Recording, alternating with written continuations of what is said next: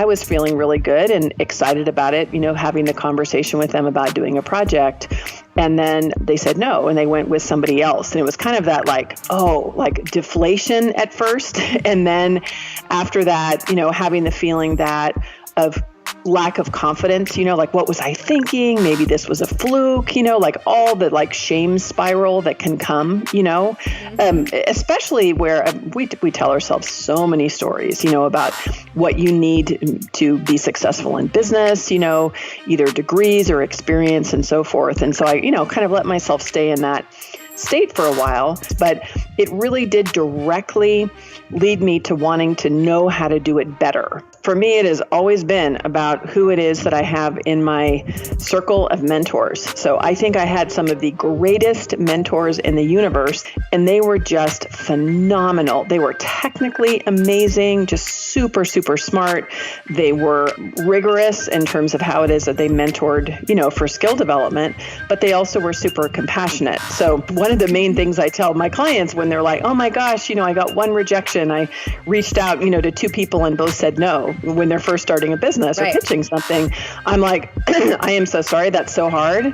And then what are we going to do to get used to that discomfort and pick ourselves up and keep moving forward, right? Because that is the nature of business, and developing, a mindset around it is really critical. It's just more early in the journey where it feels like a personal rejection, right? Like, how dare, like they don't like me or they don't feel like I'm capable. And the reality is there are so many different reasons why it is that people make decisions.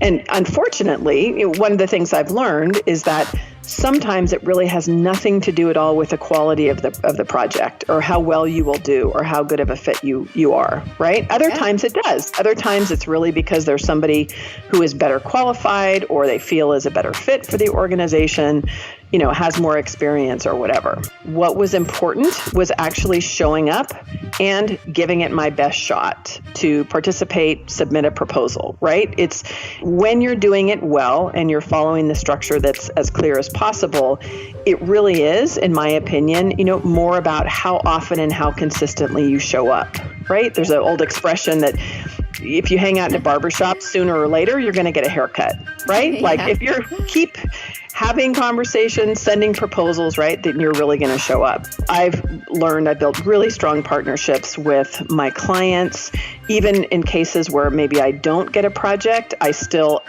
don't take it personally. I absolutely follow up with grace. And there have been many cases over the decades where people have then come back around, even if I didn't get a project.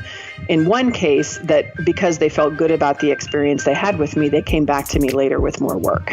What I actually quite quickly reframed, and that is definitely something that I've learned around mindset and around radical personal responsibility, is recognizing I did not do a good job of communicating it. And that was on me, right? I got too comfortable. I didn't prepare it in a way that they were able to receive it and understand it. And so that was my responsibility.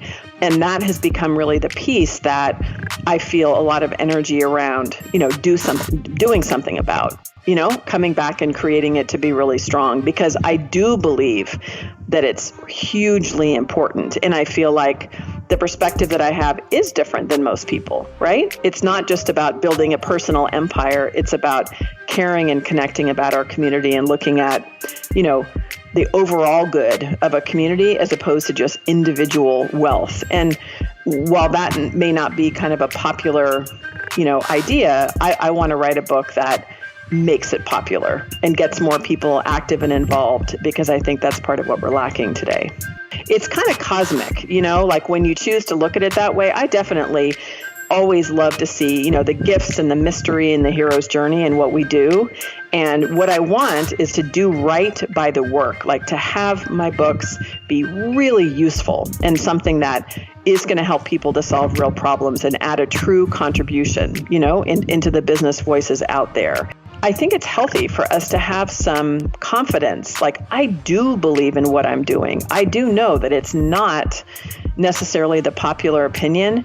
I do know it's the wave of the future, because that's part of what I've learned with my work is I tend to see ahead for all of us who are in business and are doing important things, or where you do believe that your product or service is what's needed and people can't see it yet, then that's part of where you have to have a healthy sense of confidence and positive ego, right? Enough to really carry your idea forward, saying, no, actually my voice is needed.